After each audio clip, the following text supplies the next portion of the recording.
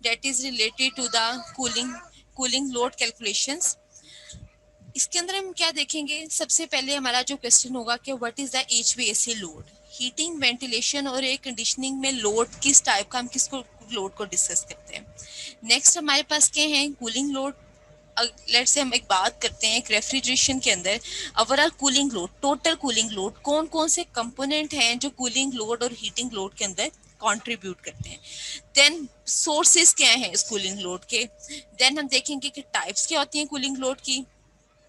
फिर उसके अंदर हमारे पास आ जाता है वॉल गेन लोड आता है, एयर चेंज लोड होता है और प्रोडक्ट लोड होता है, और लास्ट वन होता है मिसलेनियस और सप्लीमेंट्री लोड। अच्छा, सबसे पहले हम बात करते हैं what is HVAC load calculation and why it is important. Let's say आपने एक न्यू बिल्डिंग बनाई है और उस बिल्डिंग के अंदर आप रेंडमली कहते हो कि एक रूम की बिल्डिंग है और एक रूम के अंदर आप कहते हो यहाँ पे हम 2 टन का एसी जो है वो लगा लेते हैं। अब वहां पे क्या होगा कि आपने उसकी कैपेसिटी के अकॉर्डिंगली 1 टन का एसी सफिशिएंट था, बट आपने ऐसे हीट एंड ट्रायल बेसिस के ऊपर 2 टन वहां पे एसी इंस्टॉल किया। वो 2 टन एसी जो है डेफिनेटली एनर्जी कंजम्पशन ज्यादा होगी, तो वेस्टेज ऑफ एनर्जी है। So it is important to calculate the exact he HVAC load first to save the energy. कहते हैं कि what is HVAC load calculation? It is a mathematical process that determine the best size, application and style of the HVAC system. Size के अंदर बताएगा like 2 ton 3 ton, कितने ton उसकी refrigeration capacity. Application and style of system के अंदर अभी जो हमने सिस्टम डिस्कस किए कि आइदर हमारे वहाँ पे सेंट्रलाइज सिस्टम रिक्वायर्ड है, चिल्ड बीम रिक्वायर्ड है, डीएनएस की रिक्वायरमेंट है, उसके अकॉर्डिंगली हम जो बेस्ट सूटेबल सिस्टम है उसको हम वहाँ पे यूज करेंगे।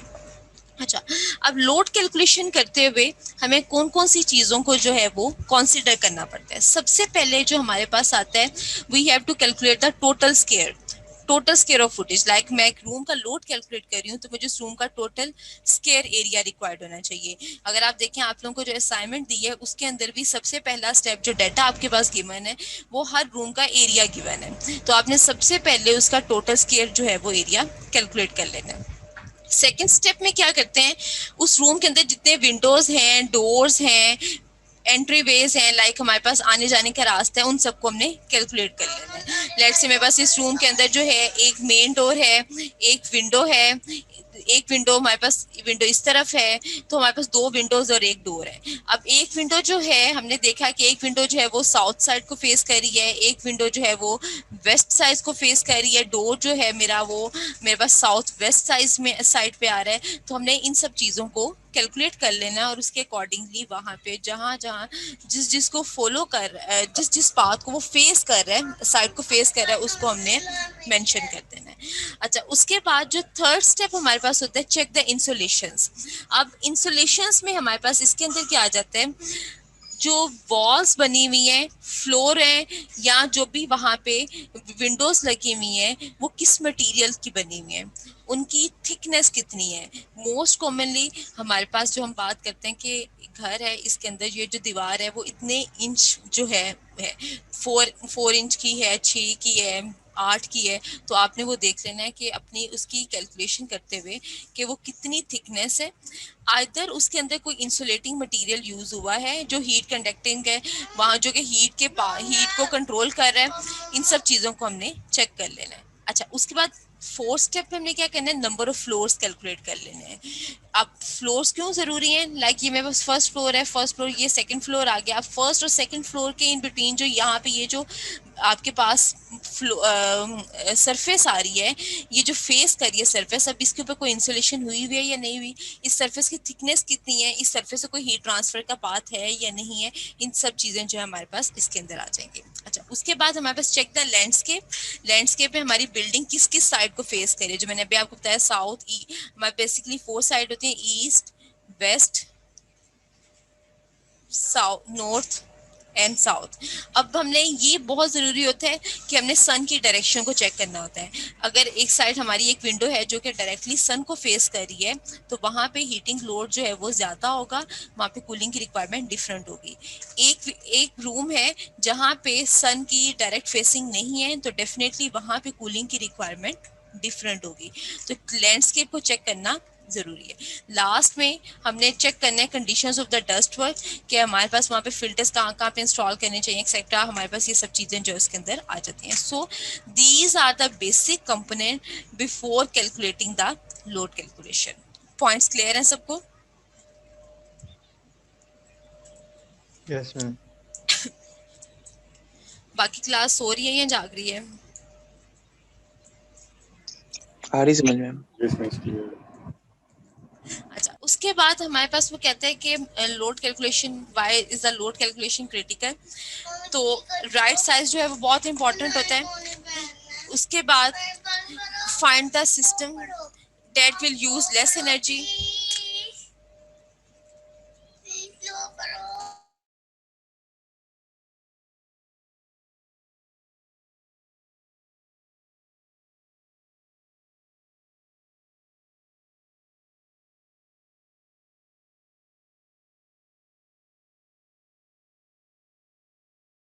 अब हमने सिस्टम देखना है that will use less energy. अभी हमने डिफरेंट सिस्टम्स पढ़े, तो उसमें से हमारी इस एप्लीकेशन के अकॉर्डिंगली जो सिस्टम सबसे लेस एनर्जी यूज़ कर रहा है उसको हमने फाइंड आउट करना है। Save your money on common monthly expenses, help HVAC companies to diagnose the larger scale issues. अच्छा, उसके बाद जो नेक्स्ट हमारे पास आ जाता है, is HVAC load calculation expensive? Definitely note. हमारे पास बहुत सारे डिफरेंट सॉफ्टवेयर्स हैं, free of cost softwares available है जो कि एचवीएसी लोड कैलकुलेशन जो है वो प्रोवाइड करते हैं। At the end of this lecture, जब हम ये सब्जेक्ट कंप्लीट कर लेंगे heating and cooling load calculation, तो हम एक सॉफ्टवेयर का डेमो भी लेंगे जिसके अंदर हम वैल्यूज़ एक आर्किटेक्चर मैप के ऊपर वैल्यूज़ कैलकुलेट करके हम देखेंगे कि हमारे पास हीटिंग एंड कूलिंग लोड हमारी कितनी कैलकुलेशन जो है वो आती हैं।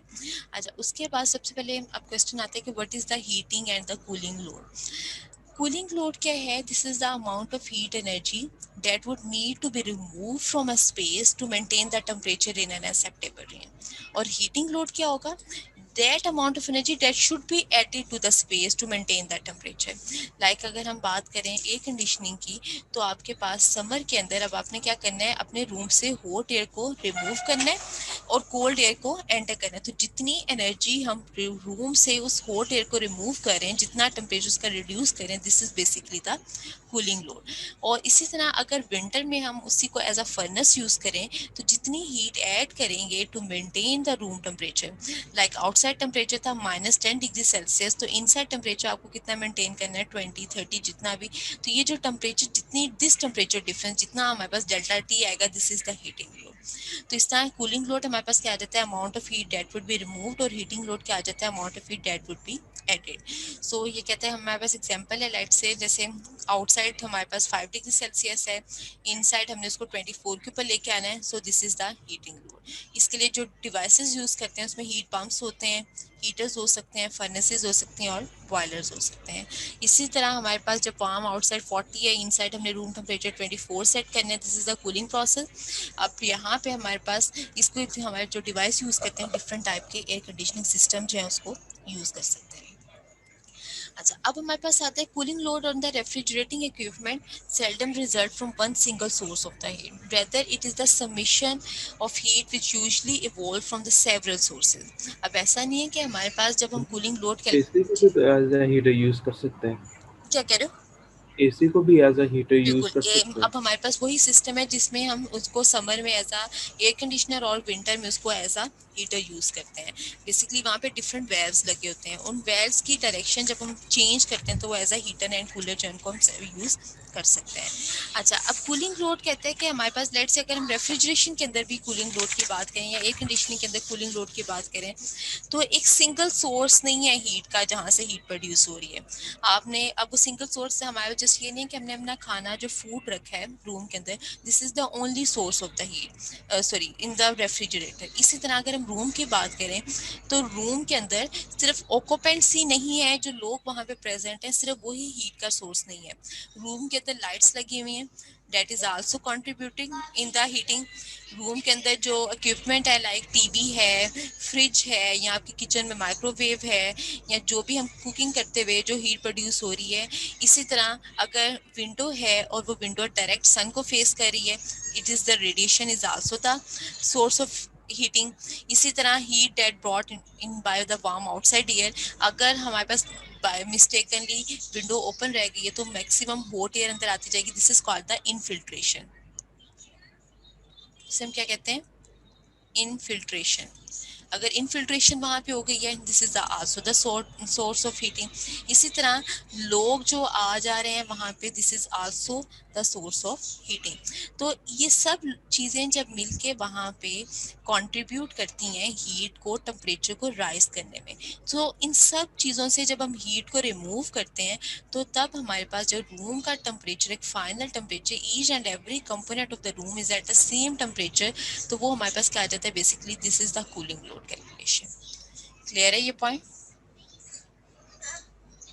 Yes ma'am. अच्छा, अब हमारे पास सोर्सेज क्या हो सकते हैं? एक्सटर्नल सोर्सेज हो सकते हैं और इंटरनल सोर्सेज हो सकते हैं। एक्सटर्नल सोर्सेज में हमारे पास क्या आ सकते हैं? Conduction through walls, roof and glasses. अब इसकी बेस्ट एग्जांपल है, आपके पास एक रूम जो है जो कि ग्राउंड फ्लोर के ऊपर है और उसके ऊपर भी एक फ्लोर है। ये ग्राउंड फ्लोर है, इसके ऊपर हमारे पास ये फर्स्ट फ्लोर आ गया। अब एक रूम जो कि ग्राउंड फ्लोर के ऊपर है वो हमारे पास कूल होता है as compare to the room that is at the first floor. क्यों?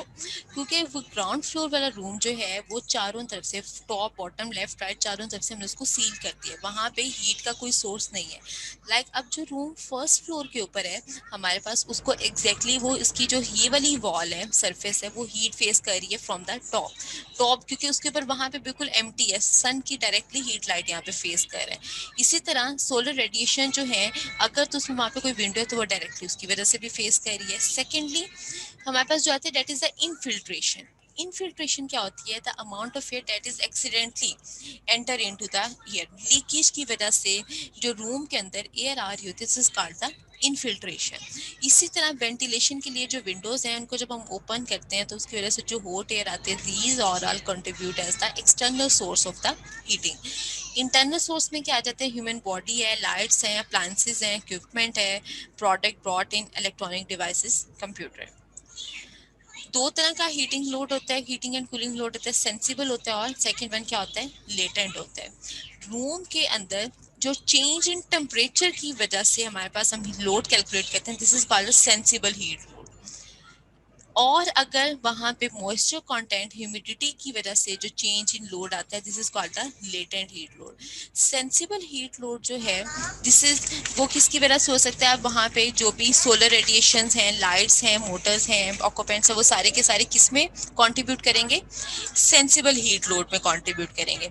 अब लेटेंट हीट के हम एग्जांपल लें, लेट्स से कंडेंसेशन का प्रोसेस हो रहा है, जो ऑक्यूपेंट्स आ रहे हैं उसको, उसकी प्रेसिपिटेशन की वजह से जो उसकी कंडेंसेशन हो रही है, मॉइस्चर हो रहा है, मॉइस्चर की, तो वो उस किस चीज में कंट्रीब्यूट करेगा? लेटेंट हीट में। तो इस तरह किसी भी चीज की, किसी भी प्रोडक्ट की जब कंडेंसेशन होगी, वहां पे जो मॉइस्चर है उसकी जब कंडेंसेशन होगी, तो वो क्या करेगा? बेसिकली मॉइस्चर कंटेंट को चेंज होगा वहां पे, और वो जो हम लोड कैलकुलेट करेंगे that is the latent heat load.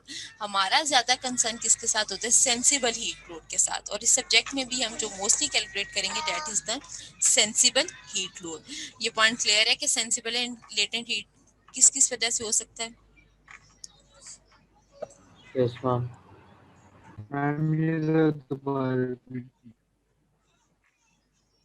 Sensible जी, होने दोबारा कौन सा वाला दोबारा बताऊं? मैम ये इनका डिफरेंस दोबारा कर मैं दोबारा बता रही हूँ। बेसिकली मैंने बताया कि हीट लोड दो तरह का हो सकता है, इट कैन बी सेंसिबल और लेटेंट। सेंसिबल क्या होता है? Change in temperature. अब वो टेम्परेचर चेंज किसकी वजह से हो सकता है? सॉलिड रेडिएशंस की वजह से हो सकता है, लाइट्स की वजह से हो सकता है, कोई आपके वहाँ पे डिवाइस पड़ी हुई है उसकी वजह से, कंप्यूटर है, फ्रिज है, माइक्रोवेव है, कोई भी डिवाइस है उसकी वजह से चेंज हो सकता है। लेटेंट हीट लोड कब आएगा? जब मॉइस्चर कंटेंट चेंज हो गया। मॉइस्चर कंटेंट कैसे चेंज हुए? लेट्स से आपके पास एक प्रोडक्ट है जिसके ऊपर ऑलरेडी प्रेसिपिटेशन हुई थी, जब उसकी कंडेंसेशन होगी तो कंडेंसेशन की वजह से वहां पे क्या होगा? मॉइस्चर कंटेंट चेंज होगा और वो किसके अंदर कंट्रीब्यूट करेगा? Into the latent heat load. अब क्लियर है क्लास सबको? Yes ma'am. अच्छा, अब लोड एस्टिमेशन आता है। वो कहते हैं कि the primary objective of the cooling और the heating equipment is that these must be able to remove और add the heat at the rate at which it is produced. or to remove and maintain the given comfort condition in the rooms. Already हम ये discuss कर चुके हैं given comfort conditions हमारे पास क्या है.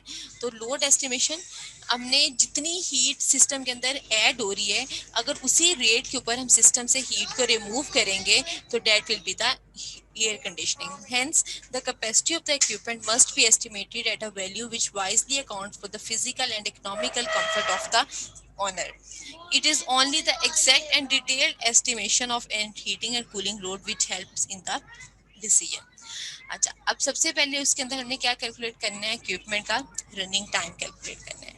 अब कुछ इक्विपमेंट जो हैं वो रन कर रहे होते हैं 24 आवर्स. अब मैं एक बात करूं एयर कंडीशनिंग की, अब जैसे ही वहां पे रूम का टेम्परेचर मेंटेन हो गया तो एयर कंडीशनिंग का कंप्रेसर जो है वो स्टॉप कर जाता है. तो इट मींस 24 आवर्स में से लेट्स से हम कहते हैं कि 16 घंटे जो है वो सिस्टम वर्क करते हैं, बाकी जो घंटे हैं वो सिस्टम जो है वो क्योंकि हमारा सिस्टम का टेम्परेचर या हमारी रिक्वायरमेंट फुलफिल हो जाती है तो वो वहाँ पे स्टॉप हो जाता है. तो इक्विपमेंट रनिंग टाइम बेसिकली क्या है, दिस इज द 24 आवर्स में से जितने घंटे रनिंग टाइम इन आवर्स जितने घंटे वो रन करते हैं दिस और multiply by the total cooling load. अब ये टोटल कूलिंग लोड हम आगे देखते हैं क्या होता है. तो this will provide the equipment capacity. हम इसको यहाँ से रिक्वायरमेंट इक्विपमेंट कैपेसिटी जो है वो कैलकुलेट कर सकते हैं. तो 24 आवर्स में से रनिंग टाइम जितना होगा multiply by the total cooling load जो कि हमारे पास आ जाता है. इसको हम आगे देखेंगे कि कूलिंग लोड में कौन कौन से टाइप का कूलिंग लोड हो सकता है. तो टोटल कूलिंग लोड जो है हमारे पास उन सब का सम करेंगे तो हमारे पास वो क्या आ जाएगा, this will be the required equipment capacity के इतने टन एसी जो है वो हमें इस रूम के अंदर रिक्वायर्ड है. लेट्स से मैं कहती हूँ कि मेरे पास एक सिस्टम है वो 24 आवर्स में से 15 आवर्स जो है वर्क करता है और मेरे पास जो टोटल कूलिंग लोड है इस टाइम उसका वो है 2 टन है. तो मेरे पास यहाँ से ये क्या वैल्यू बताएगा, this will require the required equipment capacity जो है वो यहाँ से बता देगा. क्लास ये पॉइंट क्लियर है सबको? मैम ये इसकी हीटिंग कैपेसिटी होगी या कूलिंग कैपेसिटी होगी? ये अगर तो हम हीटिंग लोड कैलकुलेट कर रहे हैं तो that will be the heating capacity. अगर हम उसके कूलिंग लोड कैलकुलेट कर रहे हैं तो cooling capacity. Cooling load calculate जितने कूलिंग लोड के अंदर कंट्रीब्यूट कर रहे हैं जितने वो सब कंपोनेंट जो कि हीटिंग कर रहे हैं और उनको हमने उस हीट को रिमूव करना है वो किसके अंदर आ जाएंगे, कूलिंग लोड के अंदर आ जाएंगे.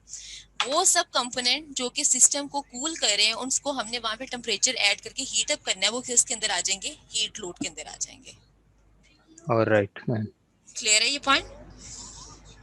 Yes ma'am. हमारे पास वो अच्छा इसकी एक और एग्जांपल बहुत हमारे पास रेफ्रिजरेशन के अंदर डीफ्रोस्टिंग का प्रोसेस है. अब आप डीफ्रोस्टिंग हमारे पास बहुत कॉमन वेज जो है घर में डीफ्रोस्टिंग करने का कि आप कहते हो आप फ्रिज को 2 घंटे के लिए बंद कर दो. फ्रिज जो है वो 24 आवर वर्क कर रही है. अब उस दिन 24 आवर में से उसका रनिंग टाइम हमने वो कितने 2 घंटे हमने माइनस करके बाकी मेरे पास रनिंग टाइम कितना रह जाएगा उसका 22 आवर्स रह जाएगा. क्लास ये पॉइंट क्लियर है रनिंग टाइम का? यस चले अब हम देखते हैं कूलिंग लोड कैलकुलेशन. हमारे पास कूलिंग लोड किस किस टाइप का होता है.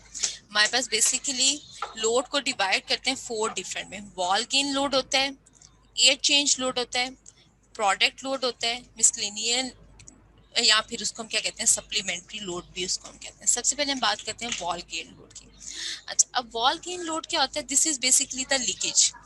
अगर तो किसी पॉइंट के ऊपर इंसुलेशन प्रॉपर नहीं हुई हुई, लेट्स से मेरे पास एक पाइप है जिसको मैं कहती हूँ कि यहाँ से जो हीट सिस्टम से बाहर से कोई हीट ऐड नहीं हो रही, या आपके पास जो एसी की डक्ट्स आ रही होती हैं उसके आपने पाइप्स को देखा हो तो सिल्वर कलर की उसके ऊपर इंसुलेशन हुई होती है. अगर वो इंसुलेशन प्रॉपर नहीं है तो डेफिनेटली वो बाहर से जो टेम्परेचर है बाहर से जो हीट है वो इसके अंदर ऐड होगी, यहाँ पे टेम्परेचर चेंज होगा. तो इसकी वजह से जो हीटिंग का फिनोमेना यहाँ पे ही इसके अंदर लोड एक्स्ट्रा लोड ऐड हो जाएगा. This is called the wall gain load. यहाँ पे उससे हम क्या कहते हैं, this is also called the wall leakage load. So वो कहते हैं कि मैयर होता है, it is the measure of the heat flow rate by conduction. Conduction की वजह से हो सकते हैं through the walls of the refrigerated space from outside to the inside. तो कंडक्शन की वजह से आउटसाइड से इनसाइड जो हीट एडिशन हो रहा होगा उसको जो रिमूव करेंगे तो वो हमारे पास किस में आ जाएगा, this will be called the wall leakage load और the wall gain load. Since there is no perfect insulation, there is always a certain amount of heat passing from outside to the inside. Commercial storage cooler and the residential air conditioning are both good examples wherein the wall gain load often accounts for the greater portion of the total load. आपके पास जो simple coolers हैं उसके अंदर जो है ज़्यादा contribution किसका होता है, वॉल गेन लोड का बहुत ज़्यादा कंट्रीब्यूशन होता है, क्योंकि वहाँ पे लीकेज के चांसेस जो हैं वो बहुत ज़्यादा होते हैं। क्लास ये पॉइंट क्लियर है? Yes, ma'am.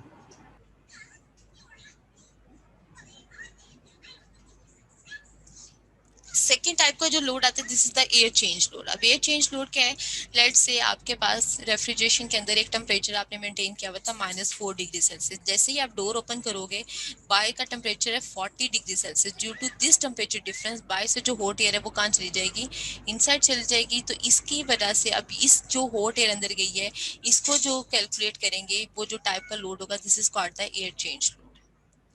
When the door of refrigerated space is open, warm air enters the space to replace the more dense cold air which is lost from the refrigerated space through the open door. The heat which must be removed from this warm outside air to reduce its temperature and moisture contents to the space design condition becomes a part of the total load on the equipment. तो ये भी total load के अंदर contribute करता है। This part of the total load is called the air change load. Cracks around the window, doors, and other part cause these air conditioning losses. Air conditioning air change load is also called the ventilating, और second इसका नाम क्या है, इसको हम क्या कह सकते हैं, infiltration भी कह सकते हैं। Air change load clear है सबको? Yes, Yes, ma'am. miss. अच्छा, Yes. इसी तरह आपके रूम का इसकी बेस्ट एग्जांपल जो है इसको आप ज़्यादा बेहतर तरीके से, आपके रूम का एयर कंडीशन था, आपने रूम का टेम्परेचर मेंटेन हुआ हुआ था, जैसे ही आप डोर ओपन करते हो तो विद इन 5 मिनट आप देखते हो कि रूम का टेम्परेचर जो है वो दोबारा से बिलो होना शुरू हो जाता है, सॉरी ज़्यादा होना शुरू हो जाता है और रूम जो है वो वार्म अप होना शुरू हो जाता है। This is because of the air change load. तो एयर चेंज लोड जो है वो टोटल लोड के अंदर एयर चेंज लोड जो है वो मेजर कॉन्ट्रीब्यूशन है in case of refrigeration and air conditioning. यहाँ तक क्लियर है सबको? Yes, ma'am. अब नेक्स्ट जो हमारे पास लोड आता है that is the product load. अब this is the major load. अब प्रोडक्ट लाइक रेफ्रिजरेशन के अंदर आपने जो फूड रखा दिस इज योर प्रोडक्ट, उसको आपने ठंडा करना है। अब उससे जो हीट को रिमूव किया this is called the product load. So the product is made up of the heat that must be removed from the refrigerated product in order to reduce the temperature of the product to the desired level. अब उसके अंदर जरूरी है, fridge के अंदर जैसे हमने food रखा है, इसी तरह अगर हम एक इंडस्ट्री की बात करें तो इंडस्ट्री के अंदर डिफरेंट मशीन्स पड़ी हुई हैं, this is the product. Room के अंदर जो ऑक्यूपेंट्स हैं दिस इज द प्रोडक्ट। तो हमारे पास ये प्रोडक्ट वेरी करती है एप्लीकेशन टू एप्लीकेशन। तो हमारे पास जो भी एप्लीकेशन है उसके अंदर जो हमारा मेजर कंपोनेंट है जिससे हमने हीट को रिमूव करना है this is called the product load. So the product load जो होता है वो मेजर कंट्रीब्यूशन होता है टोटल लोड का। प्रोडक्ट लोड जो है वो मेजर कंट्रीब्यूशन है किसका, टेम्परेचर लोड का। सो हम कह सकते हैं कि प्रोडक्ट हमारे पास क्या है, any material whose temperature is to be reduced, उसको हम क्या कहेंगे, this is called the product. Class ये पॉइंट क्लियर है? Yes, ma'am. अच्छा, अब इसके अंदर जो एक इम्पॉर्टेंट पॉइंट आता है, लेट्स से हमारे पास रेफ्रिजरेशन जो है वो किसके लिए यूज होता है, स्टोरेज के लिए यूज हो रहा है ना बेसिकली। तो अब हम जब रेफ्रिजरेशन के अंदर एक फूड है जिसको हम रख रहे हैं, जिसको हमने जैसे हमने चूल्हे से उतारा, दूध हमने बॉयल किया, हमने चूल्हे से उतार के उसको डायरेक्ट फ्रिज में रख दिया। अब जैसे हमने उसको बॉयल हुआ उसका टेम्परेचर लेट्स से हम कहते हैं 80 डिग्री सेल्सियस था। आपने उसको दो ऑप्शन है, मैंने उस 80 डिग्री सेल्सियस मिल्क को डायरेक्टली जब फ्रिज में प्लेस किया, फ्रिज का टेम्परेचर मैंने सेट किया हुआ है कि उसको मैंने -5 तक लेके जाना है। तो 80 से -5 तक जाने के लिए उसको पहले क्या करेगा, रेफ्रिजरेशन क्या करेगा, उसको स्टोरेज टेम्परेचर पे लेकर आएगा, उसका टेम्परेचर रिड्यूस करेगा। This is a larger temperature difference. इस केस में प्रोडक्ट लोड जो है वो इंक्रीज हो जाएगा। In a second case let's say अब इसी 80 डिग्री सेल्सियस को मैंने पहले टेम्परेचर डिक्रीज किया, टेम्परेचर डिक्रीज करके मैं किस टेम्परेचर पे लेके आई हूँ, स्टोरेज टेम्परेचर के ऊपर। अब स्टोरेज टेम्परेचर क्या है, लेट्स से वो हमारे पास 40 डिग्री सेल्सियस या 20 डिग्री सेल्सियस तक मैं उसका टेम्परेचर रिड्यूस किया।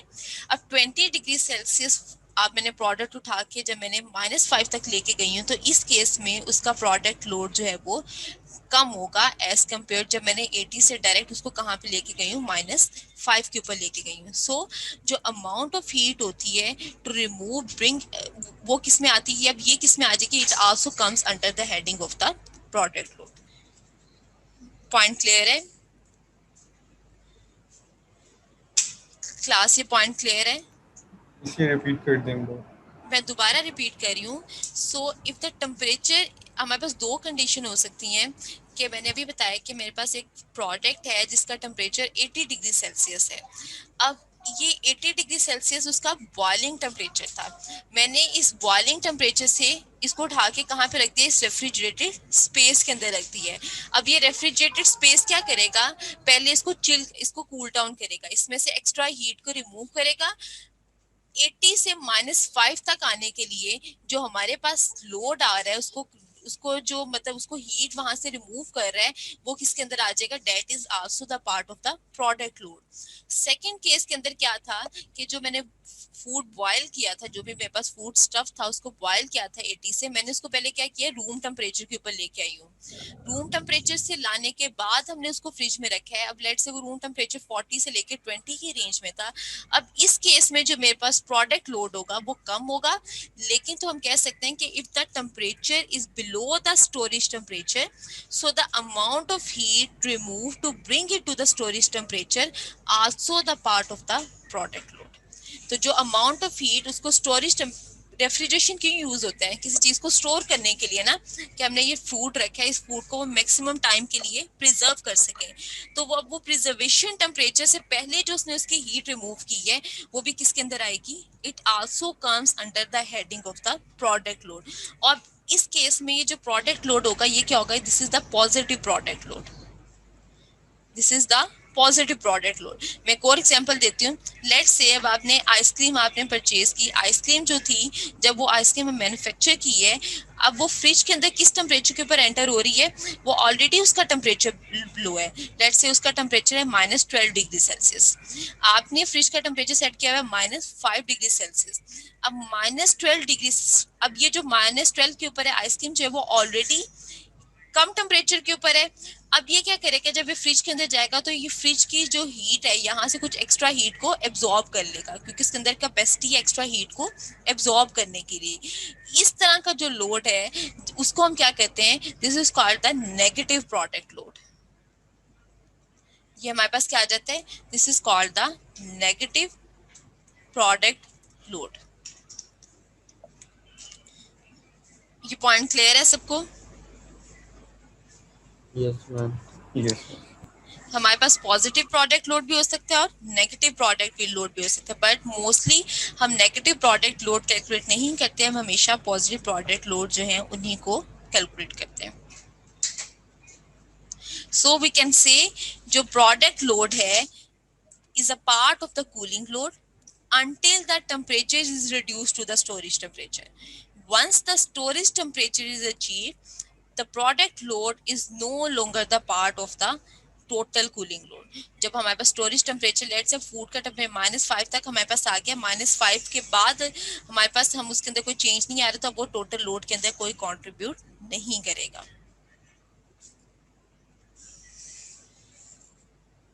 क्लास क्लियर है ये पॉइंट सबको?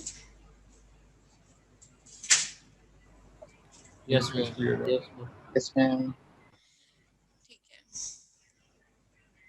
अच्छा, अब हमारे पास प्रोडक्ट लोड जो होते हैं या कूलिंग लोड जो होते हैं वो कॉन्टिन्यूस भी हो सकते हैं और इंटरमीडिएट भी हो सकते हैं। अब कॉन्टिन्यूस की, इंटरमीडिएट में कैसे हम कहते हैं, आपने कोई फूड फ्रिज में रखा, आफ्टर सम टाइम आपने उसको रिमूव कर दिया, this is the intermediate. Continuous के केस में क्या है कि एक तरफ से हॉट वाटर आ रहा है, उसको चिल करें, चिल करके उसकी पैकिंग होती जा रही है, लेकिन पीछे से कॉन्टिन्यूस सप्लाई है हमारे पास हॉट वाटर की और आगे कॉन्टिन्यूस सप्लाई है हमारे पास चिल्ड वाटर की। तो this type of product load is called the continuous product load. उसको हम क्या कहेंगे, this is called the continuous product load. लेकिन उसकी समझ नहीं आई।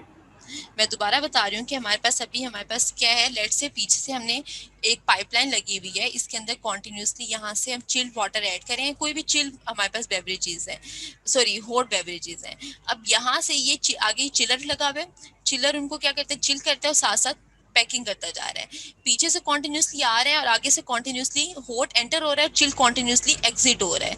तो this is called the continuous product load. उसको हम क्या कहेंगे? कॉन्टिन्यूस प्रोडक्ट लोड कहेंगे।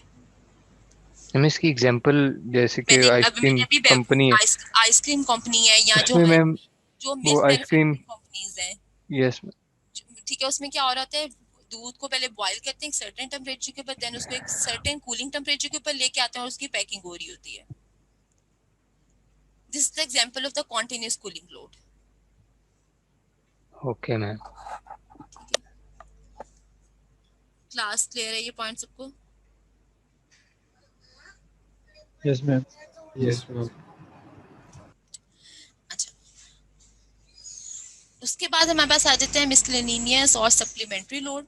इसके अंदर हमारे पास क्या आ जाता है, वो कहता है कि चीफली पीपल वर्किंग, हमारे पास जो ऑक्यूपेंट्स आ जाते हैं, उसके अलावा जो इक्विपमेंट पड़ा हुआ है वहाँ पे, या फिर जैसे मस्जिद है, थिएटर्स हैं, रेस्टोरेंट है, वहाँ पे कॉन्टिन्यूसली लोग आ रहे हैं जा रहे हैं डिफरेंट हमारे पास। तो ये सब चीज़ें किसके अंदर कंट्रीब्यूट करती हैं?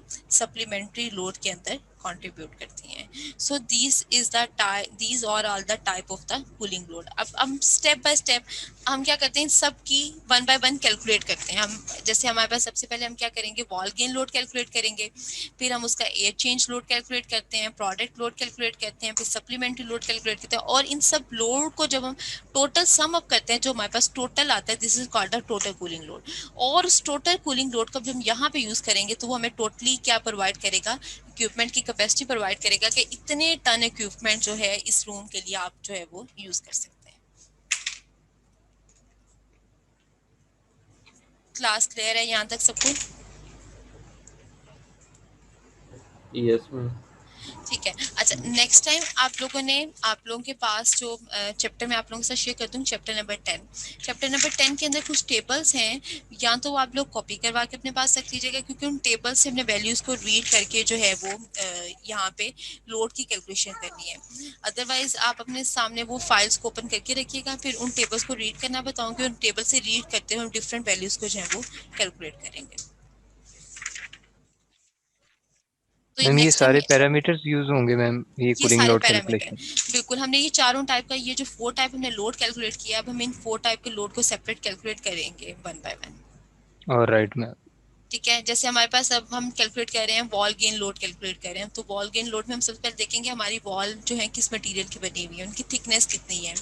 ठीक है, उसके बाद फिर हम उसके लिए उस फैक्टर को कैलकुलेट करेंगे। एयर चेंज लोड की इसी तरह हम देखेंगे कितनी नंबर ऑफ विंडोज हैं, उनको सबको देखते हुए हम air change load, infiltration rate कितना है वहाँ पे, वेंटिलेशन रेट कितना है। प्रोडक्ट लोड के लिए हम देखेंगे कि हमारे पास वहाँ पे प्रोडक्ट की टाइप क्या है, उसके अकॉर्डिंगली हम उसको प्रोडक्ट लोड कैलकुलेट करेंगे। सप्लीमेंट्री लोड के अंदर देखेंगे, ये जो सप्लीमेंट्री लोड है इसके भी हमारे पास मैनुअल्स हैं। ऐसे बताता है कि अगर एक रूम है उसके अंदर एक लाइट बल्ब लगा हो तो एक लाइट बल्ब इतने मतलब हम कह सकते हैं कि इतने किलोवाट जो वो हीट एडिशन करता है। अगर एक रूम है उसके अंदर 10 लोग हैं तो 10 लोग इतने किलोवाट जो है हीट एडिशन करते हैं। एक कंप्यूटर है तो कंप्यूटर का हीट एडिशन इतना है, टीवी का हीट एडिशन इतना है। तो ये सब चीज़ें हमारे पास मैनुअल्स में गिवन है, हमने जस्ट वहाँ से डाटा लेना है और डाटा को पुट करके हमने जो है वहाँ पे वैल्यूज जो है वो फाइंड आउट करनी है। क्लास क्लियर है यहाँ तक?